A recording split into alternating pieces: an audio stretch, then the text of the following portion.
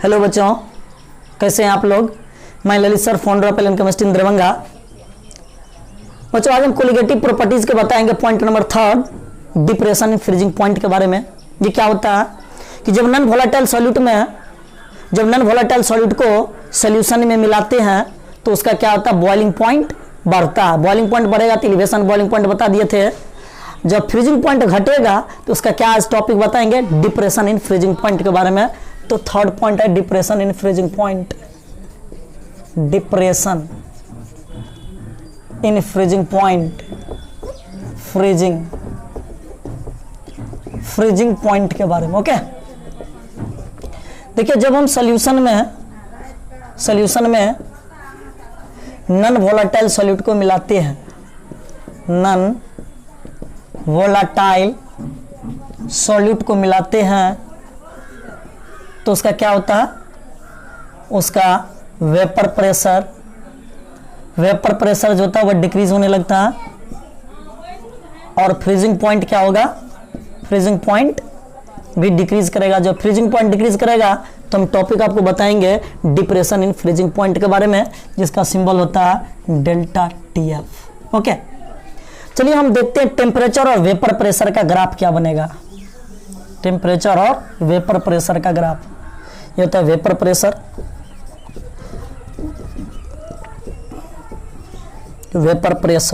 और ये होता है टेम्परेचर। मतलब जैसे जैसे टेम्परेचर बढ़ाएंगे, जैसे जैसे हम टेम्परेचर बढ़ाएंगे तो क्या होगा, वेपर बनेगा। वेपर जैसे जैसे बनेगा तो वेपर का प्रेशर क्रिएट होगा। तो टेम्परेचर और वेपर प्रेशर का ग्राफ, ये ग्राफ होगा किसके लिए, प्योर सॉल्वेंट के लिए। ओके, ये ग्राफ किसके लिए होता है, प्योर सॉल्वेंट के लिए। ओके, जब इसमें नॉन वोलेटाइल सॉल्यूट को मिला देंगे तो वेपर प्रेशर उसका डिक्रीज करेगा। तो डिक्रीज करेगा तो ये सॉल्यूशन का ग्राफ कैसे बनेगा, ऐसे बनेगा सॉल्यूशन का ग्राफ। ये होता है सॉल्यूशन के ग्राफ। लेकिन ये सॉल्यूशन क्या है, non volatile solute. Non volatile solute को ऐड करते हैं। ओके, नॉन वोलेटाइल सॉल्यूट को हम ऐड करते हैं तब इसका ग्राफ क्या होगा, इससे डिक्रीज करेगा।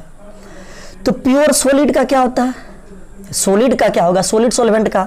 जैसे यहाँ पे टर्म क्रिएट होगा फ्रीजिंग पॉइंट। ये फ्रीजिंग पॉइंट होता क्या, बता सकते हैं फ्रीजिंग पॉइंट क्या होता है। The temperature at which freezing point of liquid state and solid state become same.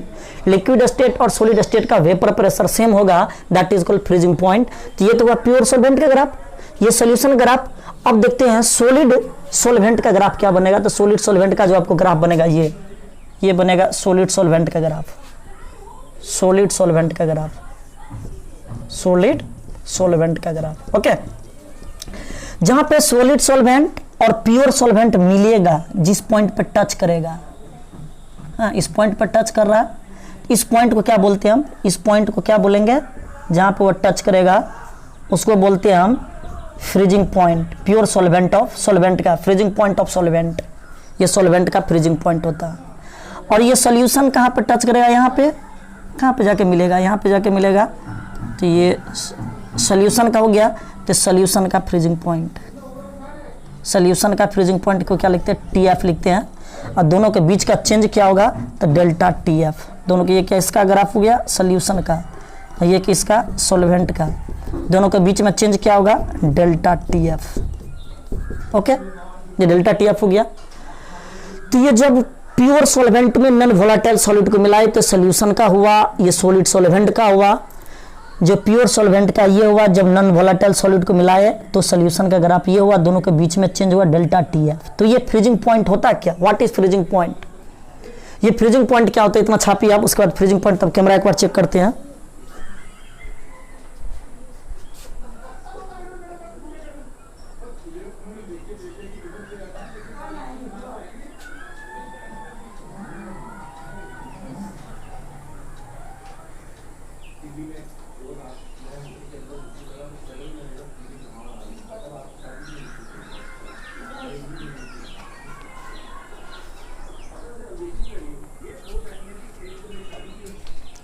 चलिए फ्रीजिंग पॉइंट के बारे में देखिए, फ्रीजिंग पॉइंट क्या होता है उसके बारे में बता रहे हैं।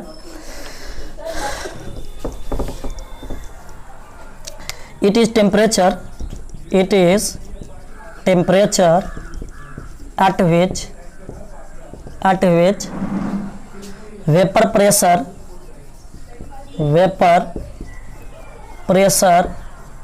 of liquid state becomes equal to vapor pressure of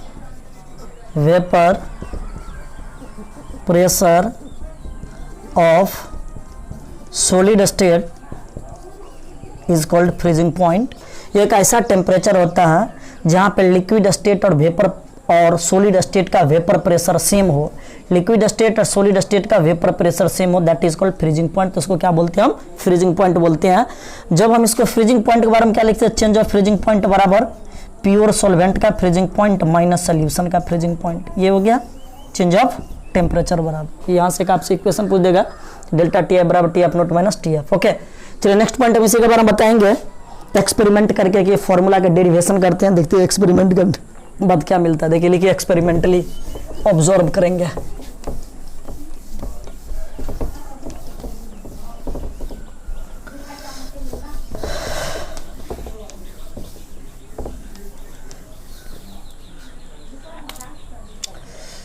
जब हम एक्सपेरिमेंट करते हैं तो एक्सपेरिमेंट के दौरान डेल्टा टी एफ जो होता है वह डायरेक्टली प्रोपोर्शनल होता है एम के। एम मतलब मोलालिटी के। ओके, लिख सकते हैं delta T F directly proportional. Molality क्या होता है? Number of mole of non volatile solute divided by mass of solvent in KG. Mass of solvent in KG, यानी डेल्टा टी एफ किस बात पे डिपेंड करता है? नंबर ऑफ सॉल्यूट के पार्टिकल्स पे। जब नंबर ऑफ सॉल्यूट के पार्टिकल्स पे डिपेंड करेगा that is called colligative properties. ये डेल्टा टी एफ क्या होता है? कोलिगेटिव प्रॉपर्टीज होता है। ओके, यह कोलिगेटिव प्रॉपर्टीज होता है। तो क्या लिखेंगे? डेल्टा टी एफ बराबर के एफ इंटू एम यानी मोलालिटी। यहाँ पे बच्चों डेल्टा टी एफ तो जानते हैं आप, change of boiling point, change of freezing point, not boiling point, change of freezing point. और टी एफ को क्या बोलते हैं? टी एफ को क्या बोलते हैं? के एफ को क्या बोलते हैं? Molal depression constant. Molal depression constant, या इसी कांस्टेंट का दूसरा नाम होता है क्रायोस्कोपिक कांस्टेंट। Cryoscopic constant. ये के एफ जो होता है वह के एफ डिपेंड करता है, के एफ जो होता है वह के एफ डिपेंड करता है नेचर ऑफ सॉल्वेंट पर। Depend upon nature of solvent, solvent के नेचर पे डिपेंड करता है कि कौन सा सॉल्वेंट आप यूज़ करते हैं, वाटर यूज़ करते हैं, मिथेनॉल यूज़ करते हैं कि बेंजीन यूज़ करते हैं कि टॉलिन यूज़ करते हैं। और के एफ का जो यूनिट होगा, यूनिट ऑफ के एफ का यूनिट क्या होगा बच्चों? के एफ का यूनिट डेल्टा टी एफ बट्टा एम। डेल्टा टी एफ का temperature unit kelvin divided by ये क्या आता है? मोल पर केजी। मोलालिटी है तो लिखेंगे मोल पर केजी। इसको पलटी मारेंगे तो इसका यूनिट जो निकलेगा वह केल्विन केजी पर मोल। ओके, इसका यूनिट निकल जाएगा। उसके बाद के एफ जो होता है वह दिया रहता है क्वेश्चन में, गिवन रहता है ये के एफ। वैसे आप के एफ फॉर वाटर के लिए ध्यान रखिएगा। के एफ फॉर वाटर के लिए जो होता है वो 1.86 केल्विन केजी पर मोल होता है। ये एक्सपेरिमेंटली प्रूव किए, तो ये फॉर्मूला का यूज करना सीखेंगे। चलिए इसी से एक आपसे बोर्ड में क्वेश्चन पूछ देगा, इसी पॉइंट से है कि define board model question, B मतलब बोर्ड मॉडल, डिफाइन किया मोलर डिप्रेशन कांस्टेंट को परिभाषित करें। अब कैसे परिभाषित करेंगे कि जब इसका अगर मोलालिटी 1 आ जाए, अगर मोलालिटी इसका 1 आ जाए तो हम कह सकते हैं के एफ जो होता है वह किसके बराबर होगा? डेल्टा टी एफ के बराबर। ओके, डेल्टा टी एफ के बराबर आ जाएगा। यानी ये मोलालिटी 1 कब आएगा? 1 kg सॉल्वेंट में 1 मोल जो सॉल्यूट प्रेजेंट रहेगा दैट इज कॉल्ड मोलालिटी। तो क्या लिखेंगे? Molar depression constant define as, यानी K F is define as 1 mole of solute, 1 mole of solute present in 1 kg of solvent, 1 kg of solvent is called molar depression constant।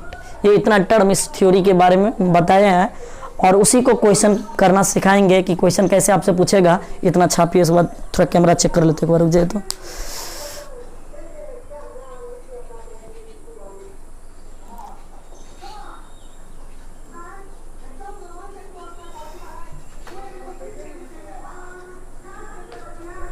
चलिए ठीक है, चलिए question देखते हैं उसका। Question number first,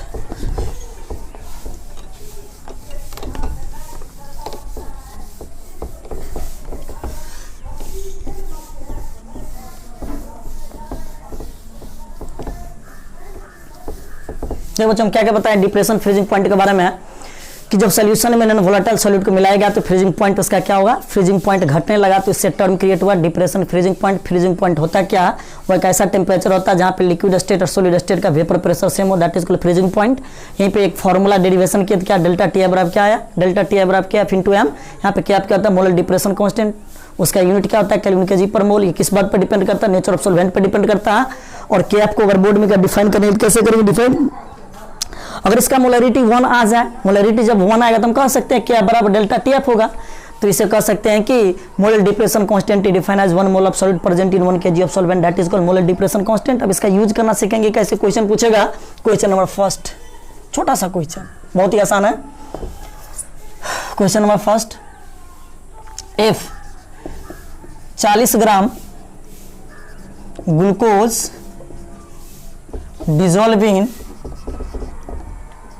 dissolve in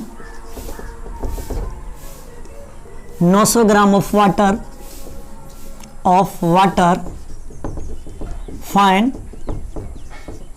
find करना depression in freezing point,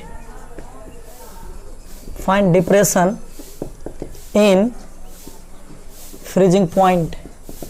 depression in freezing point क्या होगा, लेकिन क्वेश्चन में आपको दिया रहेगा कि एफ और वाटर के लिए क्या देगा बच्चों, वाटर के लिए 1.86 केल्विन केजी पर मोल। ये क्वेश्चन में आपको दिया रहेगा क्या मोलर डिप्रेशन कांस्टेंट क्या होगा।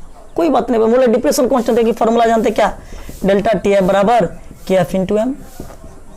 मोलर डिप्रेशन कांस्टेंट दे दिया 1.86। एम क्या होता है, मोलरिटी, मोलरिटी क्या होता है मोल of solute, mole of non volatile solute divided by mass of solvent in KG. तो मोल बराबर क्या था गिवन मास, गिवन मास क्वेश्चन कितना दिया है सॉल्यूट का 40, ग्लूकोज का divided by molecular mass. Glucose का फॉर्मूला क्या था C6H12O6, इसका मॉलिक्यूलर मास कितना होता है 180 ग्राम, लिख देंगे 180 ग्राम। अब mass of solvent, mass of solvent कौन है सॉल्वेंट 900 ग्राम ऑफ वाटर, तो लिख देंगे 900। ग्राम को केजी बनाने के लिए 1000 से भाग दे देंगे, कैलकुलेट कर लेंगे 1.86 into 40 divided by 180 into 1000 divided by 900 हो जाएगा। देखे तो इसके बाद जो आएगा कैलकुलेट करने पर ये कट गया और कोई नहीं कटेगा, ये 20 ये 9, इसको लिख सकते हैं 8 दूना 16 8 दूना 6 दूना 12 हो जाएगा जी, 6 दूना 12 8 दूना 16 17 3 2 के बाद डेसिमल डिवाइडेड बाई 81, यानी क्या होगा 37.2 डिवाइडेड बाई 81, जितना आएगा उतना केल्विन आंसर हो जाएगा। जो भी आएगा कैलकुलेट करने के लिए आपसे क्वेश्चन पूछ देगा। चलिए क्वेश्चन नंबर 2 इतना छापिए।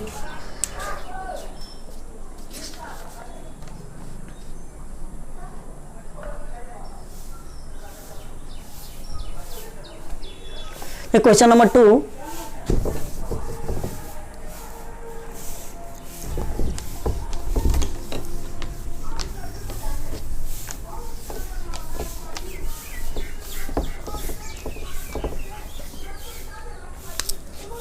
Question number 2,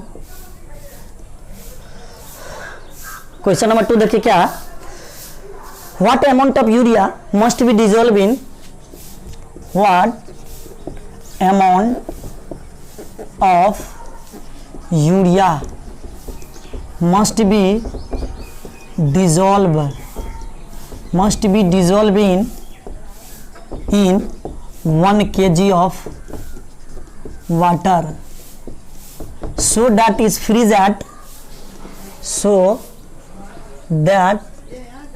it freeze at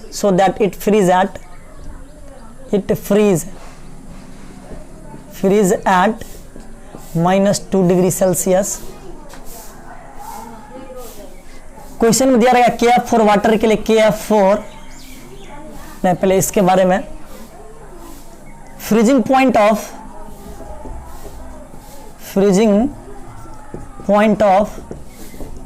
pure water का दिया है, water is 0 degree Celsius and KF जो वाटर का दिया रहेगा 1.86 केल्विन kg पर मोल। तो बच्चों सॉल्यूट का मास क्या होगा, what amount of urea must be dissolve, urea का मास क्या होगा। तो आप एक ही फॉर्मूला जानते हैं भाई, क्या डेल्टा TF बराबर क्या होता है KF इंटू एम। ओके, और डेल्टा TF बराबर एक्सपेरिमेंटली किए थे, क्या बताए थे याद है, freezing point of pure solvent minus freezing point of solution. Pure solvent का कितना दिया है 0 और फ्रीजिंग पॉइंट सोल्यूशन का कितना दिया, फ्रीजिंग पॉइंट सोल्यूशन का फ्रीज करता सोल्यूशन का फ्रीजिंग पॉइंट कितना -2 डिग्री, तो -2 क्या लिखेंगे बच्चों 2 हो जाएगा, फ्रीजिंग पॉइंट 2 रख देंगे और इसका मान तो दिया 1.86। और ये मोलालिटी तो मोल ऑफ सॉल्यूट का ना यूरिया, तो वही तो यूरिया का मास ज्ञात करना, तो मोल गिवन मास नहीं पता था x, मॉलिक्यूलर मास यूरिया का फॉर्मूला क्या होता है NH2CONH2, याद कि इसका मॉलिक्यूलर मास कितना बताए थे हम 60 ग्राम, तो मॉलिक्यूलर मास लिख सकते हैं 60 gram divide mass of solvent 1 kg है तो 1, बच्चों क्या लगेगा 2 × 1.86 × x/60, ऐसे x का मान निकाल सकते हैं 2 × 60 डिवाइडेड 1.86 लिख सकते हैं इसको 120 डिवाइडेड अप्रोक्सीमेट 1.8 ले लेते हैं 1.8 अप्रोक्सीमेट 1.8 या 2 ले लो अप्रोक्सीमेट, इसको लगभग मान लेते हैं 2, तो 2 अप्रोक्सीमेट 60 के अप्रोक्सीमेट आ जाएगा 60 ग्राम, जो भी आ जाए 60 ग्राम जो हो जाएगा यूरिया के मास आ जाएगा अप्रोक्सीमेट में, जो भी एक्चुअल वैल्यू हो जाए। ठीक है, इसको छापिए क्वेश्चन में 3 बताइए।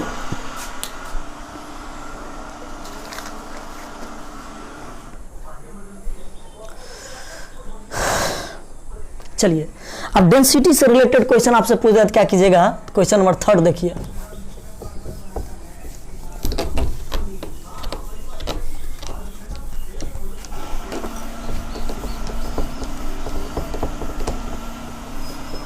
Question number 3, 50 centimetre cube of ethyl glycol formula पता है क्या होता है, CH2CH2OH। 50 centimetre cube of ethyl glycol dissolve in 50 gram of water, 50 gram of water. The freezing point of mixture is freezing point of mixture is -34 degree Celsius, full stop. ठीक है, और question है next, if freezing point of pure water is 0 degree Celsius, if freezing point of pure water is 0 degree Celsius and KF for water is 1.86 Kelvin kg per mole, find density of ethyl glycol। तो ज्ञात करना find density of ethyl glycol. Density क्या होगा, ethyl, density of ethyl glycol का density कैसे find करेंगे। Okay, देखिए इधर सबसे पहले हमको डेंसिटी कहता है ज्ञात कर लेते, क्या पढ़े हैं, mass, given mass divided by volume, given mass हमको ज्ञात करना है। चलिए कैसे ज्ञात करते हैं, हम तो एक ही फॉर्मूला जानते हैं, डेल्टा TF बराबर क्या जानते हैं बच्चों, KF into M. Delta TF बराबर हम आपको बताए थे, याद है क्या, freezing point of pure solvent minus freezing point of solution. Pure solvent का 0 दिया हुआ और सोल्यूशन यानी मिक्सचर का कितना दिया, -34, इसको क्या लिख सकते हैं 34। हाँ, तो फ्रीजिंग पॉइंट 34 आ गया। और के एफ क्वेश्चन में दिया 1.86। अब मोलालिटी तो नंबर ऑफ मोल, तो mole of given mass, given मास नहीं पता तो एक्स मान लेते हैं। किसका एक्स मान लेते हैं, इथाइल ग्लाइकोल का। मोलिकुलर मास इथाइल ग्लाइकोल का, इथाइल ग्लाइकोल का सूत्र होता है, ग्लाइकोल का सूत्र होता है CH2CH2OH, है ना। चलिए इसका मोलिकुलर मास देखते हैं। कार्बन 2, हाइड्रोजन कितना 2 2 4 2 6, ऑक्सीजन 2, मोलिकुलर मास 2, एक कार्बन का मास 12, हाइड्रोजन 6, एक का मास 1, ऑक्सीजन 2, एक का मास 16, करने पर कितना आएगा 24 + 6 + 32, यानी हमको लगता है 62 ग्राम आ जाएगा। ओके, चलिए यहाँ पर मास लेंगे, molecular mass 62 divided mass of solvent. Mass of solvent कितना दिया 50 ग्राम ऑफ वाटर। 50 ग्राम को केजी बनाने के लिए क्या करेंगे 1000 से भाग दे देंगे। Okay, 50 gram of water solvent हो गया यहाँ पर वाटर। तो यहाँ से बच्चों 34 × 1.86 × x डिवाइडेड बाय 62 और 1000 डिवाइडेड बाय 50, इस कटेगा 20 हो गया 10 31, क्या चाहिए हमको 1.86 × x × 10 बराबर क्या आ जाएगा बच्चों 34 × 31। ओके, x बराबर क्या आ जाएगा 34 × 31 डिवाइडेड बाय 1.86 × 10। ओके, अप्रोक्सीमेट इसको 2 मान लेते हैं, इसको अप्रोक्सीमेट कैलकुलेशन इजी करने के लिए। हाँ, तो 34 × 31 डिवाइडेड बाय 10, इसको अप्रोक्सीमेट 2 मान लिए, तो ये क्या होगा 17। ओके, तो 17 हो गया 1, 17 × 51, 1 × 52 डिवाइडेड बाय 10 हो गया, क्या होगा 52.7 ग्राम आ गया। एक इसका आ गया इथाइल ग्लाइकोल का गिवन मास आ गया 52 सॉल्यूट का मास। ओके, डेंसिटी बराबर जानते हैं मास, गिवन मास कितना 52.7, वॉल्यूम कितना दिया 50 सेंटीमीटर की, तो 50 आ गया। इसको डिवाइड कर दीजिए 510 डेसिमल 5 पंचों का 20 4 डिवाइडेड बाय 10, इसको लिख सकते हैं क्या चाहिए 1.054, ये क्या आ जाएगा अप्रोक्सीमेट वैल्यू आएगा, ये इतना ग्राम पर सेंटीमीटर क्यूब, ये डेंसिटी मिल गया। ओके, इस टाइप से आपको क्वेश्चन डेंसिटी से रिलेटेड क्वेश्चन बना लीजिएगा। चलिए इसको छापिए, नेक्स्ट क्वेश्चन क्या और कराएंगे।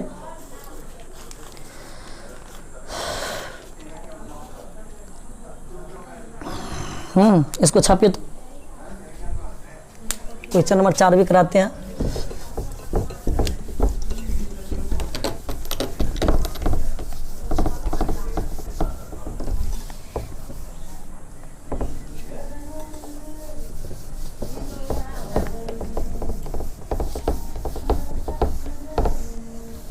चल देखिए क्वेश्चन नंबर 4। हाँ देखिए क्वेश्चन नंबर 4 का एनसीईआरटी का क्वेश्चन है। 5% of cane sugar by mass, NCERT का क्वेश्चन है। 5% of cane sugar by mass, by mass दिया हुआ 5% of cane sugar by mass has a freezing point of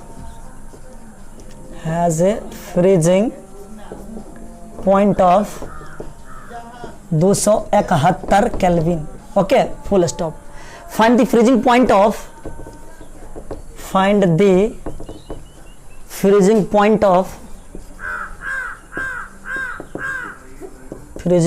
of 5% glucose by mass,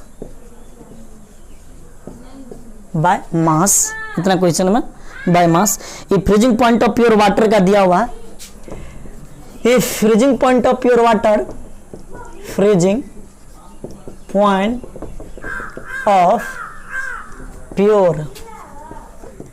water is 273.15 kelvin.